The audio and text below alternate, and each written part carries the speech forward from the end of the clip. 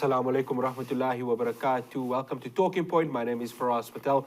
We'd like to thank you, the viewer, for staying with us. This is the final Talking Point before we head into the month of Ramadan. And of course, a lot of the conversation now and post-Ramadan will be, of course, looking ahead to this year's elections. Now, this weekend, the Pan-African Congress of Azania launched their election manifesto in Soweto. It's, of course, the very same area where in 1959, the late Robert Sobukwe had founded this party in its fight against the apartheid government of the National Party. When you look, of course, 65 years on, the party is still in existence and has seats within the National Assembly. Now, of course, in the era of joint political parties, the PAC is looking to, of course, join the likes of the EFF and the ATM and try to, of course, make a bit of a output within politics in South Africa. Now, joining me to, of course, discuss the manifesto and look ahead to the elections, I'd like to welcome the leader of the PAC, Mr. Mzwanele Nyhontso. Mr. Nyhontso, thank you so much for joining us. Much appreciated. Thanks for having us and greetings to your viewers. Mr. Nyhontso, let's talk about the election manifesto. A lot of it, when we spoke on Monday, was with regards to the land. And that was where you based a lot of it. There's so much that we're going to talk about. But I mean, how important does the land question come into effect in terms of your manifesto? Remember, the land is the item of conflict. We joined politics because we wanted to fight for the return of the land. Our political parties, our leaders, our founding fathers formed these parties to fight for the land. They went to jail for this land. They went to exile. They were hanged. They were killed for the land. Our fight is always about the land. In fact, we carried on, we continued with the fight of our kings and queens who were colonized and were fighting for this land until our own generation. Now, it is very important that the PAC is the part of land. When Abu Sobukwe formed this organization, they formed it, and in their mind, they were sure that in 1963, they were going to get liberation. They wanted to govern. They wanted to take the land. They wanted to take the land back to its rightful owners, the African people. And unfortunately, it did not happen. They were hanged, they were killed, and so on. Everybody knows history. So our manifesto is anchored on the land. And they were very consistent. This is what our manifesto said in 1994, and it is still what our manifesto is saying 30 years later in 2024, because the item of conflict has never been resolved. And we see ourselves as people who will resolve this problem, which is the land question. Mr. Nyhontso, you spoke about going back to the roots of the PAC. Of course, this is an organization 65 years. It's one of the oldest political parties within South Africa. When you speak about going back to the roots, has the people who were born and bred within Pan-Africanism lost that, be it either politicians or the public in general? Yes, firstly, we've been admitting that in the past 30 years we had our own internal problems. We had our own factions, and we contributed in the demise of this great ship of freedom, Pan-African Congress of Azania. Now, when we resolved all our problems, and at last we had one leadership, one president, one organization, United Party, we said, let us go and launch our manifesto in Orlando Communal Arena, where this organization was formed, and at least to draw inspiration. And it's a bit of, it's like giving a report back to the founding fathers that here we are. We have managed against all odds. We have navigated to this space now. We are united. We are ready to face elections. We are ready to take this party from the periphery to the center stage of politics. And we're doing that. Just before we went to the launch, we're talking to the families, families of our founding fathers, families of those who formed this organization. Just 3-5 days before, I was in Port Elizabeth. We were doing centenary of Sobukwe Yes. with the family of Sobukwe, of course. Yes. And this is what we've been doing, talking to all these families, Mutupeng family, Sobukwe family, Ganya family, all of them, Sabelo, Pama, Ngukana family. We've been doing it because we feel that now the organization has got dignity. The organization is ready to fight for what it stands for. So yes, we are going back to basics. Hence our own theme for the for the elections: our land, our legacy. We will win. Yeah. Mr. Nyhontso, the families of the Sobukwes and the Hanis and the Steve Bikos, how disappointed would they be at the current state of South Africa right now? In fact, those who are still alive are suffering like nobody's business. Those families are not getting anything from the government. In fact, as we speak, there was a statue erected in Grafrenet of Sobukwe. I think it's 5th, 6th, or 7th year now. Yes, It has not yes, yet been yeah. unveiled. It's still there. And I can assure you, whether you can go to Steve Biko family, Sobukwe family, Mutupeng family, all of them. You know why? It's because those who are in charge of the country are fighting hard to make sure that their history is not known. That's why we can't even access the voice recordings of Robert Mangaliso Sobukwe. So those families, those that are still alive, they are disappointed. Even those who have just passed away. Remember, Mama Sobukwe passed away in a public hospital. In a public hospital. Why? Because the government did not care about herself. Now, when she died, they wanted to go and bury her. Yes. For publicity stunt. Now, remember, Dini passed away when we were all struggling to get medical aid, military veterans medical aid. It did not happen. So that's the first son of Sobukwe. So those who passed away died in pain. So even if Sobukwe would be alive, he would be. In fact, where they are disappointed with the state of this country that they died for. Steve Biko must be turning in his grave with this country that he died for. All of them, including Christian, he is surely disappointed where he is because his party sold out. His party this is how they are governing us. The corruption all over. It's a very bad state of our country. And we are going to talk about that in a bit, of course, the ruling party and, the politics at play and so much more. I want to focus on Pan-Africanism, Mr. Nyhontso, and the importance of it because it doesn't only stem in South Africa, it stems of Kwame Nkrumah, the likes of Thomas Sankara, even Muammar Gaddafi brought it, the great leader of Libya, and so much more. I mean, the names escape me. But how important is Pan-Africanism in bringing unity amongst the people of Africa? It's very important. It is very important. Hence, Kwame Nkrumah said, once we achieve Pan-Africanism, we will have this, he called it a monolithic state, this giant state of Africa. That giant state which can never be colonized again, because that giant state would be more powerful than United States and all other countries combined.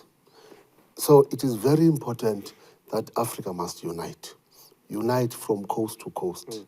It is very important that Africa must unite and have one leader, one currency, one army. I mean, so that one people, Africa, including Africans in the diaspora. Yes. But the challenge we are having is greedy African leaders, selfish African leaders, those who don't care if they get the money, they will just sell out. Yes. Remember how Muammar Gaddafi was killed? Yes. African leaders agreed to it. How can a country, in your own country, you are told by another country that you are not allowed to fly your planes? That means we are not free. That means we really need that giant state, which is the African unity. So once Africa is united, once Africa is one, Africa will never be colonized again. European countries will never come to Africa again and do what they like. And the reason they are blocking Pan-Africanism, it is because they know without Africa, there is no Europe. Without Africa, there can never be Britain, because all the gold, the platinum, everything that is there is taken from Africa. France, America, all of them. They don't have all these minerals, and yet they have them because they take them from us. So if we can have those African leaders, if we can achieve the dream of our founding fathers, you've mentioned them, your Kwame Nkrumah, your Muammar Gaddafi, your, all of them, Robert Sobukwe, Sir Felix Houphouët-Boigny of Senegal, all of them, but the reason they killed them, Thomas Sankara, Patrice Lumumba, it was because they were talking about this Pan-Africanism. It is very important that we must embark on this ideology, because this ideology, it means it has got three pillars, which is African nationalism, which is nothing else but we must love each other. And two, which is scientific socialism. And three, with its continental unit. So if we can achieve all this in our lifetime, trust me, Africa will be greater than all these continents combined. After the break, I continue my conversation with Mr. Mzwanele Nyhontso. We're going to be talking about the National Assembly and where the PAC is now looking to make even further inroads come this year's elections. To stay tuned.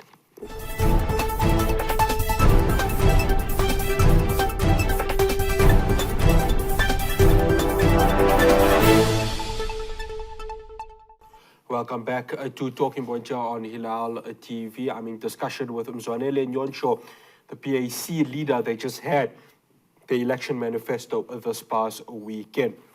Mr. Nyhontso, just looking, of course, from a national perspective, there has been a decline in numbers, of course. The last time, just over 32,000 votes.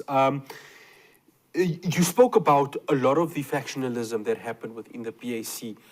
Do you feel that that was maybe the cause of a bit of a decline ever since that 1994 elections? Yes, it is the cause. It was the cause was factionalism, and of another cause was rigging of elections.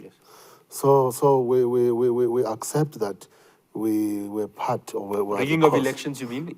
I mean elections are rigged here. In this country. And we're not happy about that. And we've been raising issues in all these elections. And now we're happy that some of people who are now no longer within the ruling party, it's them who are telling us that indeed elections were rigged against you. So that's why we were saying we must make sure that we protect the votes. That's one. Number two, we just coming from local government elections in 2021.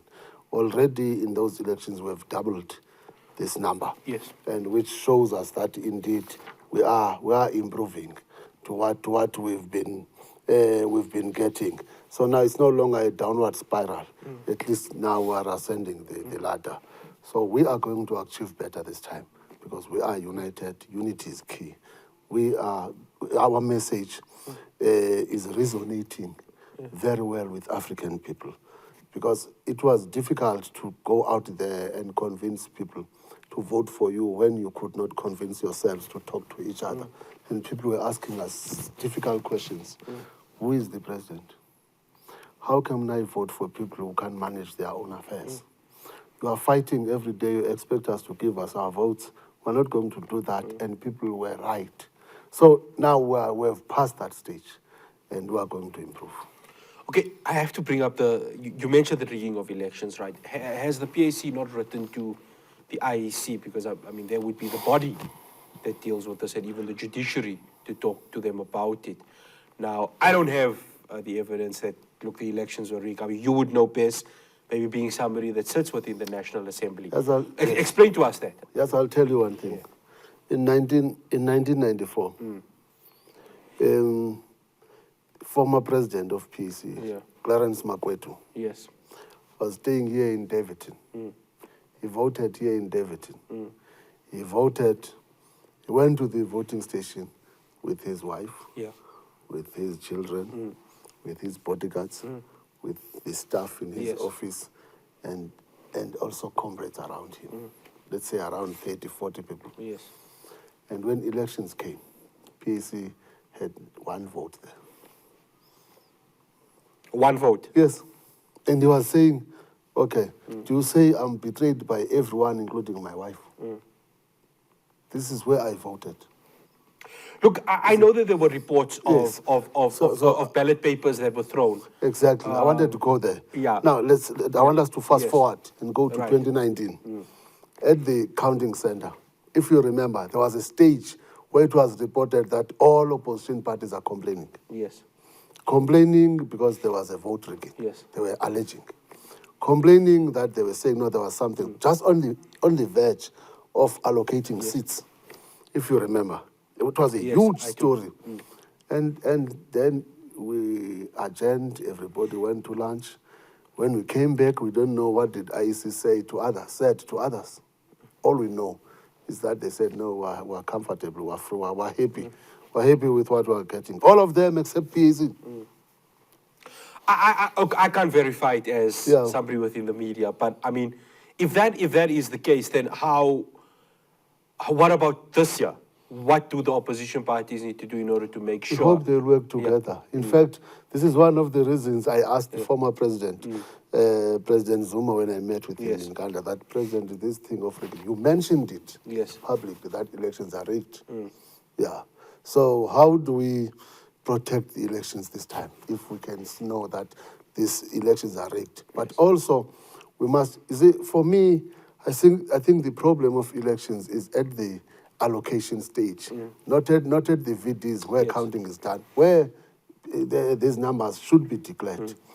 We should know those accountants, who are there at the back. Who are they? They are nameless, we don't know them. They are there at the back. They are called accountants. We must bring, I think this year, IEC has agreed that parties must bring their technicians. We can bring our own people to be part of those technicians, that accountants there. But I think this year, elections won't be rigged, but we must be careful. I want to talk about, obviously, the three arms of state, and I want to go to, obviously, legislature. At the moment, the ANC holds that majority, but do you feel that this year the legislature will change in terms of the impacts of course, you've got the multi-party charter, which is the DA and them. You've got, obviously, the PAC with the EFF forming their own partnership over there. Do you think this can cause a bit of a rupture within the legislature? No, it will never. It will never cause a rupture. In fact, ANC must lose. But can you see them doing it? Yes, they will lose. And then hopefully they will come to their senses. Remember, they're still African people. Yes. Maybe once they lose and get humble, they will still come to us and say, let's talk. They're still African people. Yes. We must still talk to them. We hope that, because the reason they are arrogant, it's numbers. But the pain is that they are not using their numbers to liberate our people. In fact, they are using those numbers to frustrate and make sure that African intellectuals are removed from strategic positions. Look at Busiswe Mkoba. Look at John Klopp, the judge, Chief Justice, or Judge President. Now, they are not using that majority to liberate us.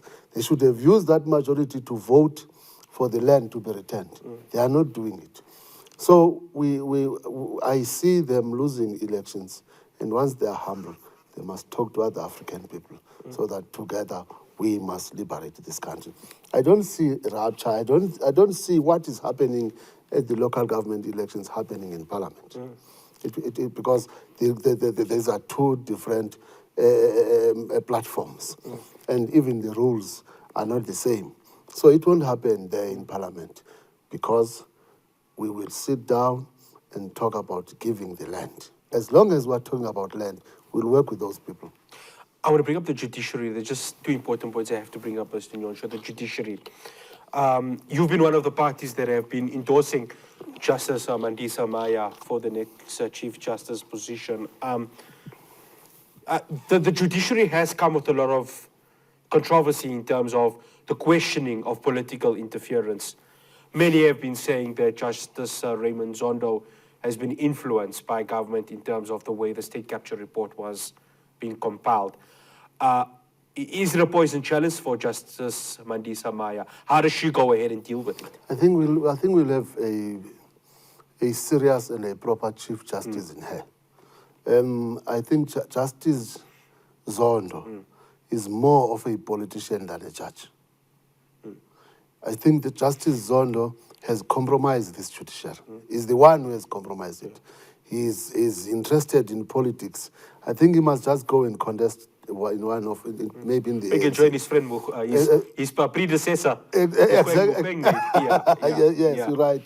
Because I think he has messed up. Also, remember, my brother, what is wrong? Judges are judges. They deal with cases. And it means if they deal with cases, they talk about cases.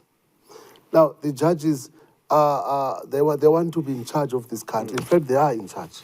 Anyway, the judiciary is the last line of defense for capitalist state. Now, that's the reason why if they disagree with something, they would take it to another arm of the state, which is legislature. And they demand that we vote on that without even having an ad hoc committee or making our own investigations. So I think Judge Maya has learned and she has seen that political parties now know how to deal with them. And it's also bad to insult or attack judiciary, because they should keep their dignity. They should not get involved in political issues. But unfortunately, ever since Zondo took over, they've just been involved. They are everywhere. In fact, where are his recommendations now? When are they implemented? Yeah. Well, we had to see any arrests happening. Yeah. He even mentioned some ministers that they must be removed from cabinet. Yeah. Where are they? They are still in the cabinet. Why? South Africa, a republic gone bananas. I want to get one question in before we go to the break, Mr. Nyhontso. Political party funding. Last week, the IEC released political party funding. Surprise one, Rise Mzansi, they got, I think, 40 million rand. I stand to be corrected. It came from the Oppenheimer family. I want to ask, what is PAC's takes on political party funding? That you have a new political party getting quite a lot of money. Is that just because they seem to be maybe aligned to their thinking, or is it just something deeper than that? Remember, when they give these funds to all these political parties, they lie and say they support democracy. But if you're supporting democracy, you should support political parties who are in parliament. That's one. Number two, they are funding these parties because they want to make sure that they control the narrative. Three, they're funding these political parties because they want to liquidate the liberation movements. They want to make sure that these liberal politics prevail at the end of the day. They are all doing this because they want to make sure that the land is not returned to its people, because these ones are going to protect this land. And I dare say, in South Africa, we have got 4 DAs. The DA of Stenhazen, the DA of Herman Marshall, the DA of Musi Maiman, and the DA of Songa Zozidi. Yeah.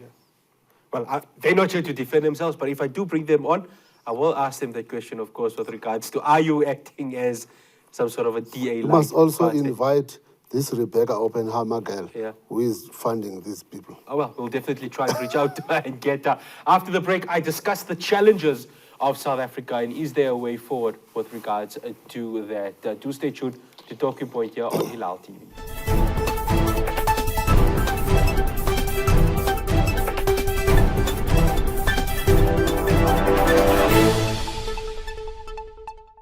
Welcome back to Talking Point. I'm in conversation with the leader of the Pan-African Congress of Azania, Mzwanele Nyhontso. Mr. Nyhontso, just the other day, I heard a report in Seshego in Limpopo about water tankers that take so long to be delivered. And it's not because, yes, the roads and that, of course, play a part, but it's taking so long because the finer details are not being met. Water, a right enshrined in the Bill of Rights. Has South Africa really taken a step backwards in terms of service delivery? Yes, it has, especially under this government from 2019. This term, it has taken a step backwards. In fact, where I'm coming from in Eastern Cape, you have water taps. Yes. And it's been years that they were there, but there was never water there. Yes. But they are there. Now, roads, we still have roads. In my own area at home, Yes. if it's raining, I don't go home. I'm driving a 4x4. But if it is raining, I can't get inside. Everything has just gone back. The infrastructure is not done. They are only talking about it. In fact, you can even look at the sauna of the president. You could see that it says if this is cut and paste, this sauna was delivered 4 years ago. It's just going there to read it in 2024. So they have taken us back, and it is all happening because, one, of corruption, two, of this thing of nepotism. That I don't want to call it cadre deployment. There's this thing of nepotism because even within the ruling party, those who are not close to the powers that be are dealt with, and that's a bad way of governing. So yes, the service delivery has suffered a lot in this past 5 years, and that's why African people must go out on the 29th of May and vote for parties that will give them freedom, parties that will give them liberation. In fact, you are right. Water is the basic right, but there's no clean water here. One of PAC leaders, former leaders, who wrote a book, Hilaal Mpatlele, said, even if AIDS can be cured by clean water, still people in South Africa can die because still water is scarce. Yeah, I mean, I have to admit, like where I live, we actually have to buy water. And you pay this high exorbitant rates in Texas to go ahead and actually, have the clean water, which you don't have, unfortunately. Mr. Nyhontso, I want to talk about one thing that, of course, plagues the country, the energy crisis. We hear government saying they have a timeline. Well, actually, sometimes you hear the ANC and government speaking in two different voices. You've got government saying, well, we know when load shedding's in the end, and then you've got ANC saying, look, we don't have a time. Is this crisis beyond the control of those who are sitting in these portfolios? Oh, yes. No. They don't have they don't have solutions. They don't have answers. They'll never resolve it. In fact, you could see the president talks today and says the load shedding will be suspended, and tomorrow we're on stage 6. It means he does not have control over. Where is the writer? He brought somebody. He called him an expert. We questioned him. He called us as leaders of parties, 14 of us. We questioned this man. He protected him. Instead of this man discussing energy crisis with the political party leaders, he discussed what he called people were trying to poison him. So we had to spend time discussing the alleged poisoning of the writer, and the state president was busy protecting this man. Where is he? The load shedding is worse. He appointed the minister of electricity, and we're complaining. We're saying the roads are a problem. Are you going to elect a minister of roads? Are you going to elect the minister of transport, of Transnet? Are you going to elect the minister of SAE? You see, instead of bringing up solutions here, they did not. In fact, the load shedding is about corruption. It's about white people, those who want to privatize ESCOM, so that we end up buying electricity with exorbitant fees. That's the only reason why they are doing all these things. And if we're lacking the political will, we'll never resolve it. Dan Marukane, he's got a tough job on his hands. Can you see him overturning? No, nobody's going to overturn this thing. It's only the new government. Remember, once we have, whether you will call it a coalition government or whether you will call it a government of national unity, but that government, it's only that government that will be able to make everybody account. Because remember, those people do not even account because they are there to serve the interests of people who are not in government. Because those who are in government are handled by others outside. So he will never solve anything. He'll never turn anything. We must just go to elections, and the ruling parties will bring solutions.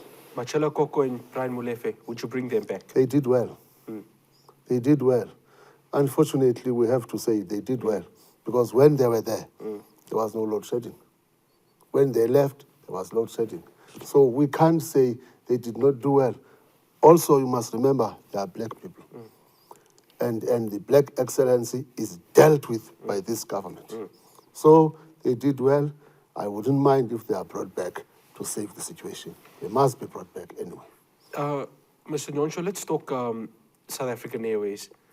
It's an airline that's trying, but there seems to be a bit of a tough, or I would say tough, but a bit of a argument between, obviously, public enterprises, transport department, and the SOE itself. I mean, if all of them are not seeing eye to eye, then the airline surely is in a state of limbo, isn't it? It is. In fact, there's no difference between ESCOM and SAA and Transnet. Now, anyway, I'm using SAA. In between Cape Town and Gauteng, I'm flying SAA. Yeah. And that flight always delays. Why? It's only one.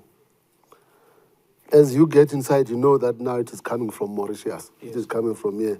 Last week I was in them, and they told us that no, we've borrowed this one because our flight is in for repairs. And I said, hey, this thing is bad. So they've collapsed SAA.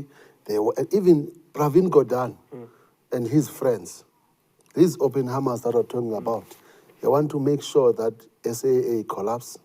And once SAA collapse, they are going to buy SAA. And then it will be a private company, and then it will be very expensive to fly with SAA. That's all that they want. Privatizing everything in this country. That's the sad part. Mr. Nyhontso, before we go to the break, in 1994, of course, and you would know well, when democracy dawned, there was no such thing as social media. There was just television, radio. Dare I say, many of the rural areas had radio, but of course the messaging was very different. We're now in an era of social media. And I think both you and I can agree that the public is not as stupid as we make them out to be. They understand the politics within South Africa. They understand that there's a lack of service delivery. And there's always been, and I'm not just naming one party, I'm saying that many parties would go ahead and give the free T-shirts and the free food packs and so much more. But it's not sustainable, isn't it? And surely now the people realize that if there is to be change, the modern media that is there, and I'm including social media, allows for that change in the year of 2024, doesn't it? It's true. In fact, we should use the social media and all forms of media to advance our cause.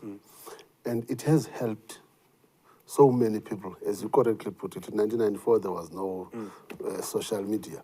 Now, they understand. That's why everywhere you go, when you say, no, I'm the leader of the PAC, can you vote for us? He said, no, I've not made my mind, but one thing for sure, I'm not going to vote for ANC again. Yes. So you could not get such statements in 1994, 1992, even in 2004. So 1999 and in 2004, you could not get such statements. Now, at least people now are enlightened, and thanks to the social media, thanks to the media for making them understand our country and everything that is happening, the dynamics within the country. And now, even in the rural areas, people now understand that, because in the rural areas, these ANC guys are threatening people there. Yes. That if you are not voting, we're going to take your grant.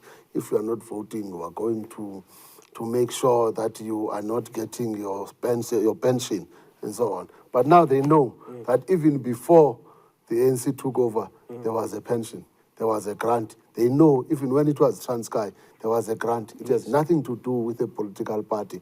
No political party go to Union Building with a truck full of money. You find the money there. Yeah. Yes. After the break, I wrap up my conversation with Mr. Mzwanele Nyhontso. We're going to be looking ahead to those elections and the many dynamics that will come with regards to that. Do stay tuned to Talking Point.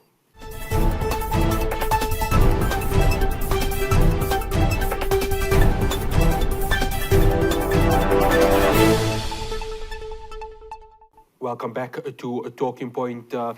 Nyhontso, before we talk obviously about looking ahead to the elections. The PAC has been very strong in its support for the liberation of Palestine. How proud does it make you feel as a South African that, of course, we took Israel to the ICJ, and that as South Africans, we are able to go ahead and voice our support for the liberation of Palestine? In fact, when I was presenting SONA, or when I was replying to the SONA speech by the president, I criticized them for everything that they are doing wrong. And at the end of my speech, I said, but what they've done in Palestine, it needs to be applauded. I said it was indeed an amazing grace. We were really proud to take Israel, those Zionists, those killers, to that court that today they're ignoring. Because they're ignoring that court and they keep on killing innocent people. So yes, we are standing with Palestinian people. It has been a long history between PAC and Palestine. At some point, former president of PAC, Makwetu, was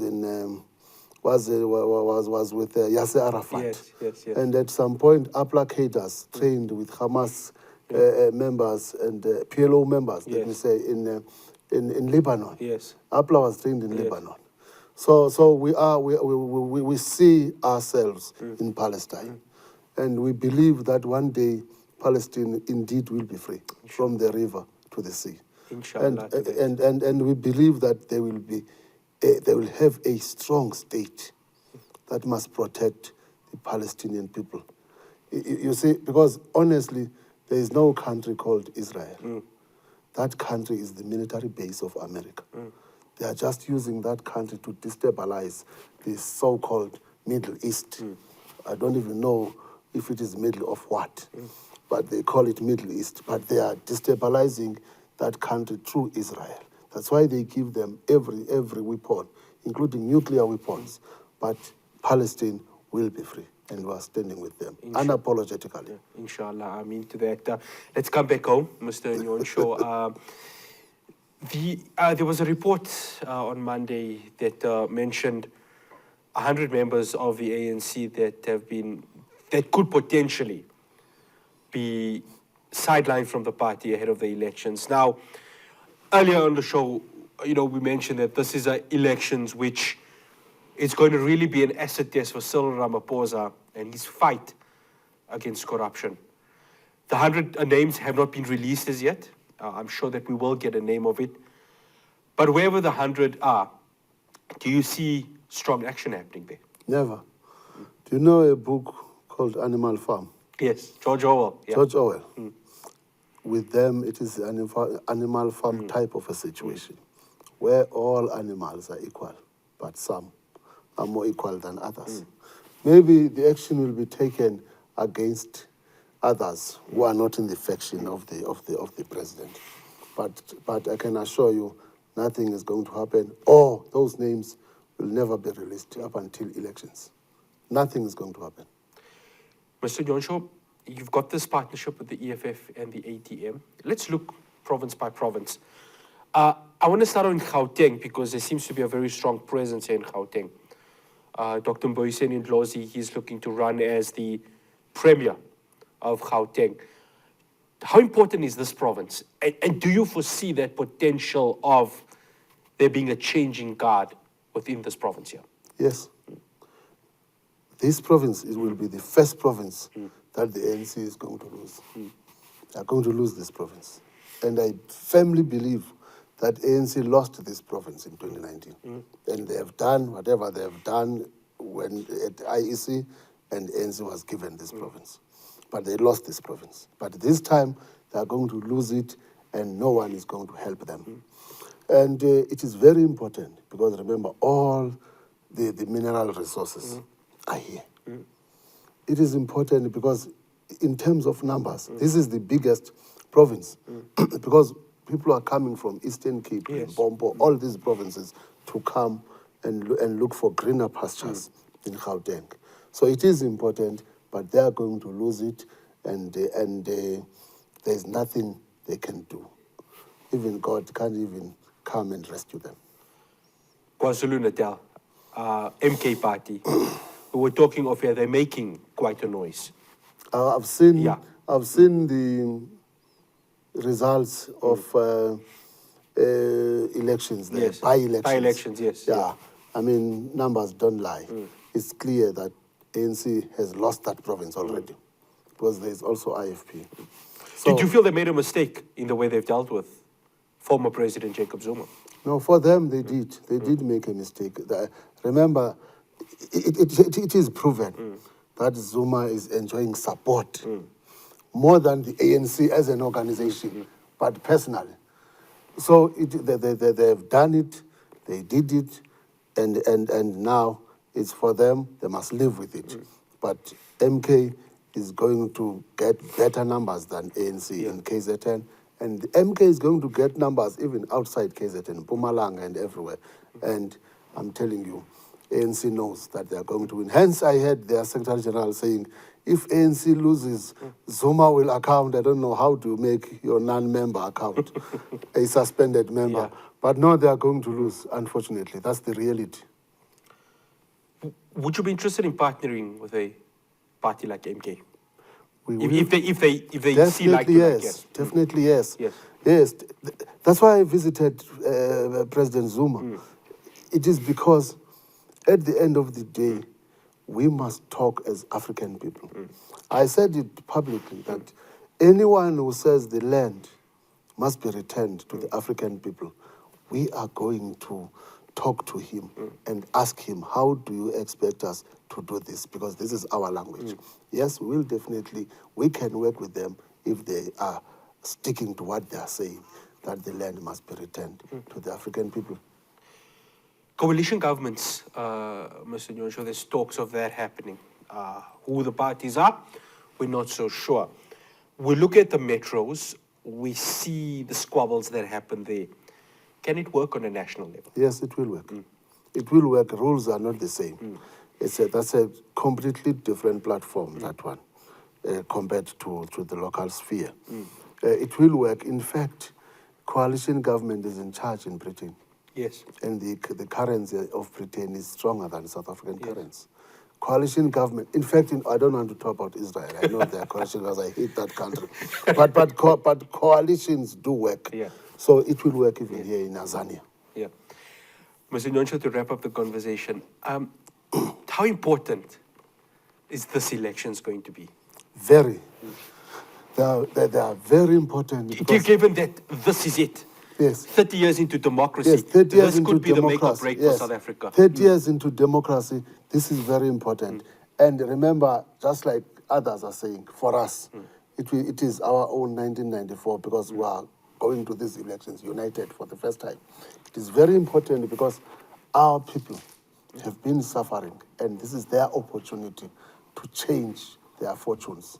This is their opportunity to give this country to the people who will give them freedom. It's very important. Mr. Nyhontso, thank you so much for joining us here on Talking Point on Hilaal TV. It's been an absolute pleasure hosting you, and all the best ahead of the elections. Thank you, brother.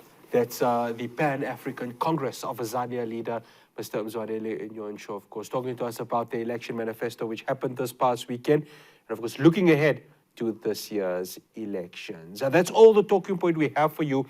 Of course, we are now heading into the month of Ramadan. But post-Ramadan, I will be back with a talking point from myself, Firas Patel, and the rest of the team in Johannesburg. Assalamu alaikum wa rahmatullahi wa barakatuh.